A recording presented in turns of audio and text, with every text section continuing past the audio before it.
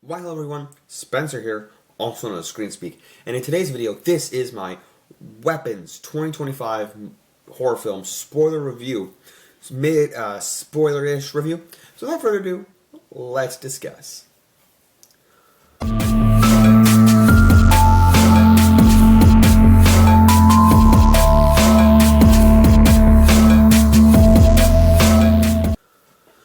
Alright. So as I said, there's going to be many spoilers in this review. There's going to be spoilers for later things that happen down the line, but a mild briefing. Like, I'll give my initial thoughts and then down the line what happens later in the film. So do not watch this entire video if you have not seen Weapons yet, but let's get started.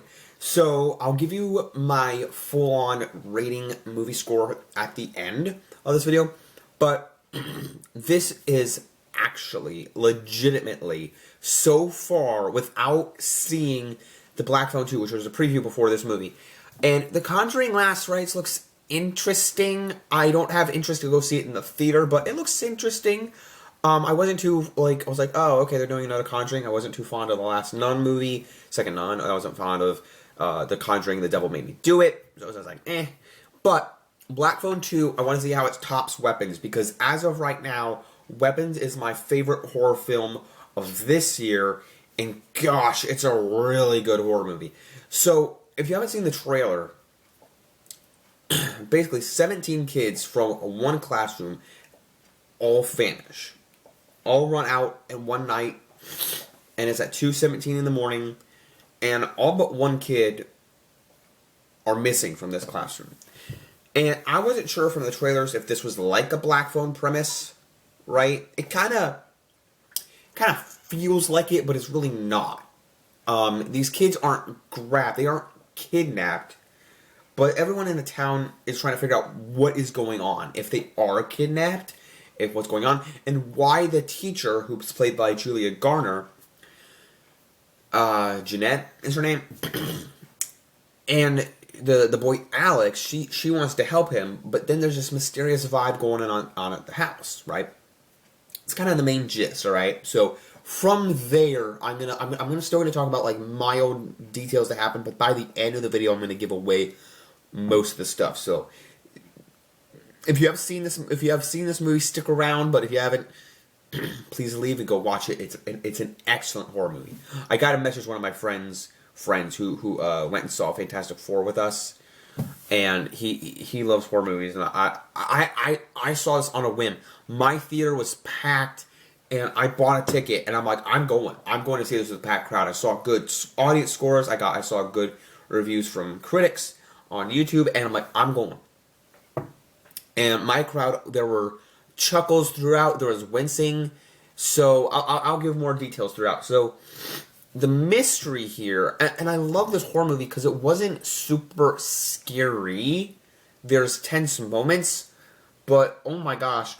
So the acting, like I said, there's Julia Garner, who is just Silver Surfer. There's Josh Brolin, who plays Cable in Deadpool 2. There's Benedict Wong, who plays Wong in, who's the Sorcerer Supreme. Legit, the Sorcerer Supreme, who took over from Doctor Strange. And there is Adrian Ulrich, who is not Silver Surfer. He's Han Solo.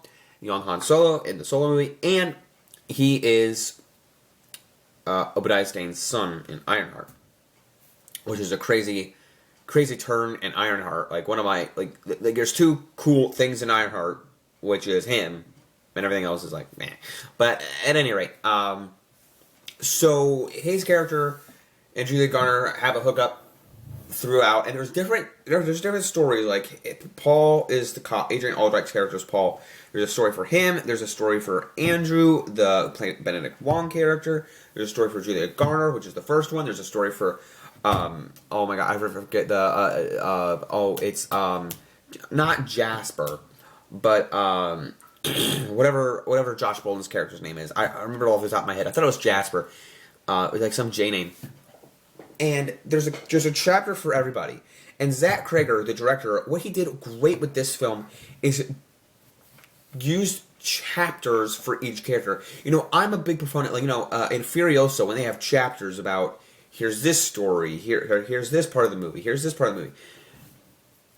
not every movie has to have chapters, but when the horror movie does it like this, when you take this character's look, this character's look. One of my issues with Barbarian that came out 3 years ago, same director, Zach Cregger. This isn't a follow-up. The Weapons is just, they're two different separate movies. But when my issue with Barbarian is, I think it's a fine horror movie, but what makes it bothersome for me, like so far from great, is I'm following this Airbnb story. What's going on at this Airbnb? And then it goes down into this other Justin Long's character, brings in, and he's down in here, and then it merges the two storylines. But, like, not that you can't merge storylines, but I'm so engrossed in this one story that then you just, like, whoop, here's this other story in the middle of the movie. I'm like, what?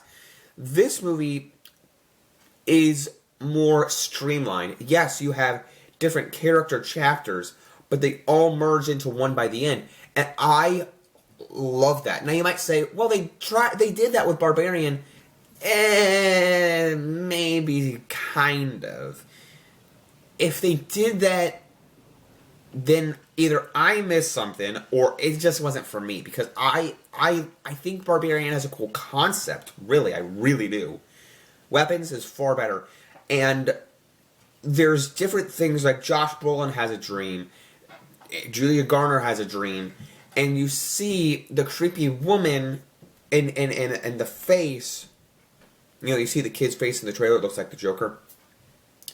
It's the makeup of the aunt of Alex's mom's aunt that comes to live with them, and she's sick, and when Josh Brolin's character writes witch with the paint on the car, very great, like, teases too, like, oh, how did this happen? How did witch get on the car? Oh, it's Josh Brolin with the paint. Very nice teases and like, placement throughout the way, story throughout the way, character progression, because I'm like, oh, like, that's cool. Like, Barbarian, I never really got that flow. So this was cool to see the different how the characters work together, and vice versa. Like, they work together or not work together, and then somehow in the next scene, next character chapter, they work together. So it was really cool. Like, Josh Brolin didn't want to help out, and then he's helping out when Andrew, the principal, is running like this because the creepy aunt made him run that way with the little stick. It's a creepy ritual, the voodoo magic. And it's so tense. It's really a mind bend film as well. That afterwards, like, I heard that from Christian Harloff, I'm like, it really is a mind bend film, but it's really cool. So the music of this movie, it makes it tense as well. Again, Adrian Aldrich's character, the cop Paul, is crazy when he's trying to go after this thief burglar named I forget his name too. James. I forget the actor's name, but his name, the character's name is James, and he's trying to steal stuff, to pawn stuff at this pawn shop to make money, and he sees all the kids in this basement when he goes to Alex's house and goes inside. He thinks the house is abandoned, and he just sees a $50,000 reward, and he's like, cool. He's like, trying to call it up, and like, well, he's like, I'm afraid of police departments, so can I meet up somewhere? And then Paul just starts chasing him again. He goes in the woods. James goes in the woods and then stabs him. He thinks he sees the creepy lady, and he stabs Paul in the face. And he's like, I just want the reward, man. I just want the reward. So you go to the house, and they're both turning into, like, possessed by the woman. This woman is creepy, and I love, like, in Josh Brolin's dream, he sees, like, a giant gun with the time 217, and I guess it's a reference to the novel of The Shining. Instead of in the film The Shining, it was the room 237, but in the book it was 217. So cool reference there. And like I said, this movie is like such a mind bend, but I just love what this does with the pacing and the chapters, and there's just something there that I love. And Alex's story, when you really see it unfold, like, throughout all these people, excuse me, I'm trying to get over allergies. When you see all these chapters unfold and you get to Alex's, it feels like you're getting the full story at the end of it, because you feel like you start with the teacher, You start with Josh Brolin. You kind of you start with the teacher, then you start with the parent. Oh yeah, I had something else in my head. I'm like, I just remembered it before I forgot.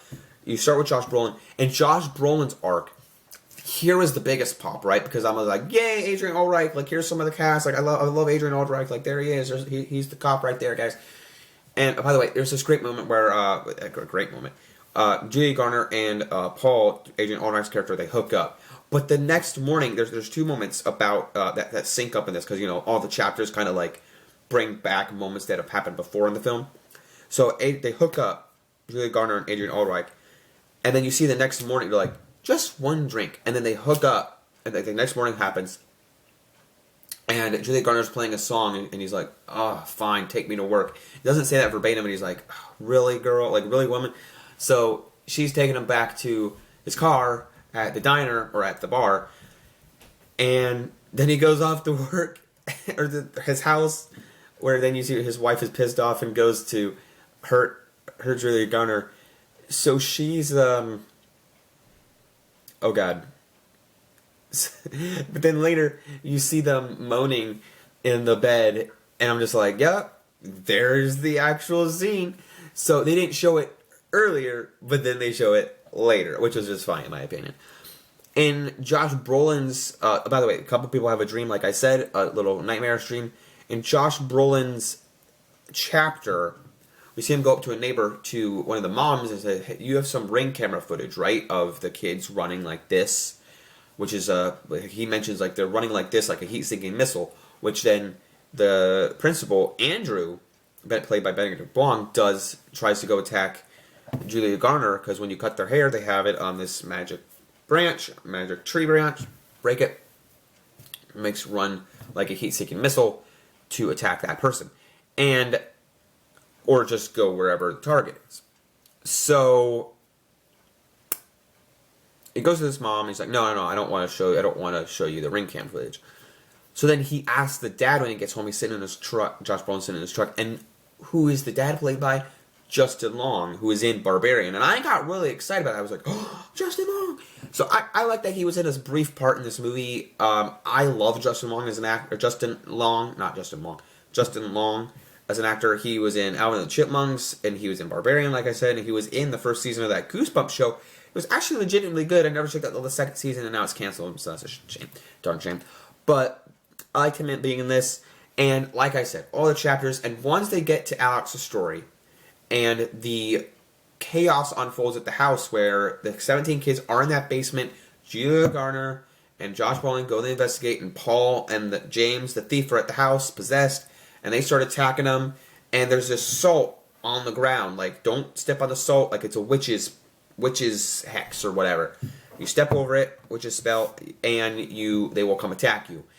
Alex's parents are upstairs by the door, and there's salt as well. Alex steps over it, and I was scared out of my wits, and they start attacking him. But I think it was Alex's plan to get them to use hair, break the tree, break the spell, and then Josh Brolin, and then all the kids start running towards the old lady, Gladys, the aunt. I'm chuckling at this point. The theater's having a riot because all the kids, like, you just see the neighbors, the kids are running through houses, breaking glass, breaking down doors, breaking down the fence door to just tackle down the old lady, rip her to pieces, eat her, and I'm like, this is nuts. This movie is wild. So I had a wonderful time with this film, seeing this last night. I'm going to see The Bad Guys after this review in like an hour and a half here, like an hour and 20 minutes, but I'm going to hop over later and see The Bad Guys too, but I have a great time this weekend with counter programming. This movie was great. To hell with this. I laughed at Christian Harloff's review because he's like, 5 out of 5 stars. I think that this is the best horror film of the year. So I'm just coming out of the gate and saying that this is a 5 out of 5 stars on LetterBoxd, 10 out of 10, and an A+ for entertainment, because I was surprised. This is an A+ for me. I think on on the scores, the letter scores that you get for movies on Instagram, I saw this was an A-, but I'm going with an A+. This is a fantastic horror film. Zach Crager knows what he's doing, And you know what I can't wait to see? I can't wait to see what comes next from Zach Krieger, but I can't wait to see Smile 3 because there's a lot of like this weird like creature faceisms and you know, Smile, the two Smile movies, Long Legs, this weird woman, Barbarian. You like put all those creatures in a row and you're like, what the hell? Like long-haired creature woman thing. I don't know what's going on. Except Longlegs isn't a woman. It's a man because it's Nicolas Cage, but long hair, weird makeup, looking-ish person. I don't know. This movie was great, and I had a great time of it. Great horror film. That's my score for it. And let me know what you thought of Weapons if you saw it. Let me know in the comment section below. If you haven't seen it, please go check this one out. If you're not into horror, don't. But if you are, please go see it. I'm going to see Bad Guys 2 in a bit. Stay tuned for that review later this week. Don't forget to leave a like, subscribe, follow me. Don't forget to keep calm, watch screen. Peace out, everyone. Bye-bye.